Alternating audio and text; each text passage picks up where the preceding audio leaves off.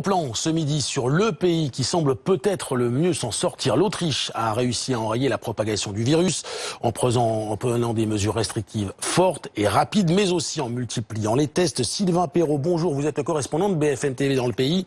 Un pays qui entame aujourd'hui une sortie de confinement très prudente. Oui, très prudente. Près de 150 000, voici le nombre de tests qu'a réalisé l'Autriche. 14 000 personnes ont été contaminées au total, 6 000 le sont toujours. Et à ce jour, 368 décès ont été enregistrés. Alors oui, aujourd'hui signe le jour du début du processus de déconfinement, mais le gouvernement appelle à la très grande prudence, pas de relâchement.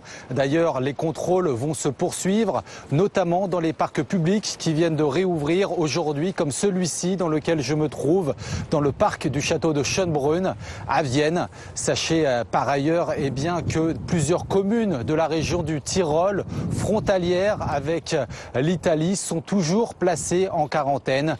Autre information, le port du masque devient obligatoire dans tous les commerces et dans tous les transports publics. Ces masques qui sont distribués gratuitement dans les supermarchés. Alors si tout se passe bien et que la discipline reste de mise, alors le gouvernement pourrait poursuivre sa stratégie de déconfinement en autorisant la réouverture des hôtels, des restaurants et pourquoi pas même des écoles. Tout ça courant mai. Tout cela va donc se décider dans les prochaines semaines.